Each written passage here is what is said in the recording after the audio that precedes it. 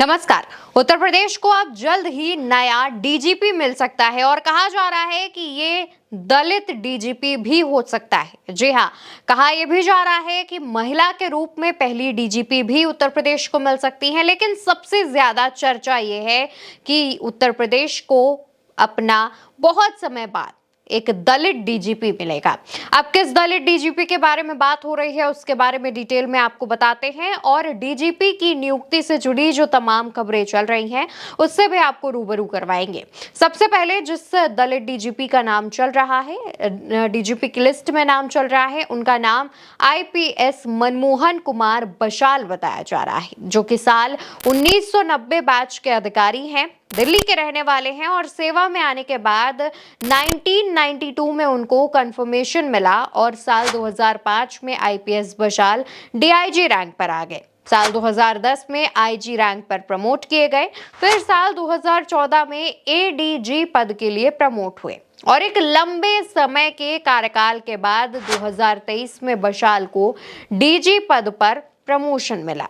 फिलहाल के लिए अगर हम बात करें तो उनकी नियुक्ति विद्युत निगम में डीजी रैंक पर है, लेकिन कहा यह जा रहा है कि डीजीपी की रेस में इनका नाम ज्यादा चल रहा है। पहली इसकी वजह यह है कि वो दलित हैं और दूसरी इसकी वजह यह है कि उनके कार्यकाल के दौरान तमाम ऐसी चीजें हुई हैं जिससे वो चर्चा में भी रहे हैं। अब दोस्तों, एक महिला डीजीपी का भी नाम चल रहा है। कहा यह भी जा रहा है कि हो सकता है कि उत्तर प्रदेश को अपनी पहली महिला डीजीपी मिल जाए। अब उनका नाम जो है वो है आईपीएस तिलोत्तमा वर्मा।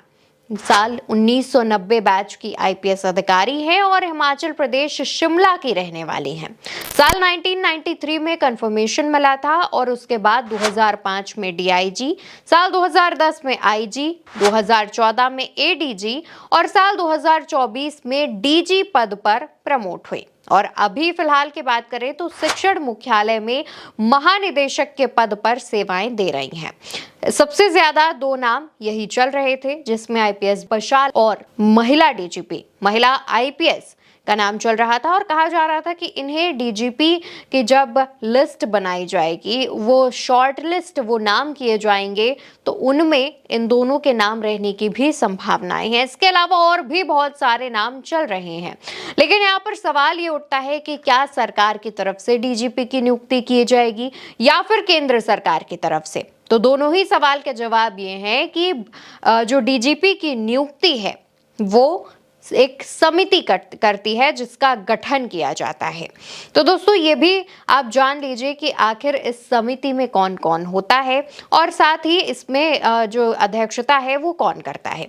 तो सबसे पहले आपको बता दें कि चयन के लिए, यानी कि डीजीपी कौन बनेगा, इसके चयन के लिए समिति का जो गठन होगा उसकी अध्यक्षता हाई कोर्ट के सेवानिवृत्त न्यायाधीश यानी जस्टिस करेंगे। इसमें मुख्य सचिव, यूपीएससी का एक सदस्य, उत्तर प्रदेश लोक सेवा आयोग का अध्यक्ष या फिर कोई भी उनकी तरफ से नामित व्यक्ति, अपर मुख्य सचिव और एक पूर्व डीजीपी शामिल होंगे और ये बेंच मिलकर डीजीपी तय करेगी कि उत्तर प्रदेश का डीजीपी कौन होगा। डीजीपी की नियुक्ति 2 साल या फिर रिटायरमेंट, जब तक जिन्हें नियुक्त किया गया है उनकी रिटायरमेंट की अवधि ना हो तब तक की जा सकती है।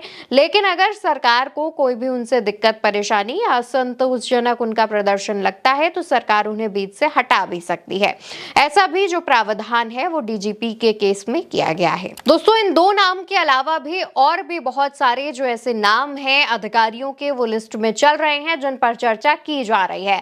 अब क्योंकि सरकार की तरफ से अभी समिति का गठन नहीं किया गया है तो कहा यह जा रहा है कि प्रशांत कुमार का, जो कि मौजूदा डीजीपी हैं, उनका कार्यकाल बढ़ाया जा सकता है। ऐसा होता है, लेकिन इसके लिए वजह बतानी होगी और इस पर वजह सरकार केंद्र सरकार को बताएगी, जिसके बाद केंद्र सरकार अगर हस्ताक्षर करेगी उसके बाद ही प्रशांत कुमार का जो कार्यकाल है वो बढ़ सकता है। इससे पहले 2 और डीजीपी का कार्यकाल बढ़ाया जा चुका है, लेकिन वो स्थायी डीजीपी थे। अभी की अगर हम बात करें तो प्रशांत कुमार कार्यवाहक डीजीपी के तौर पर है, वो परमानेंट डीजीपी के तौर पर नहीं है, इसलिए थोड़ा सा संशय बरकरार है।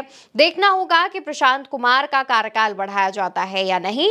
मौजूदा प्रशांत कुमार डीजीपी हैं और उनका जो कार्यकाल है वो 31 मई 2025 को खत्म हो रहा है।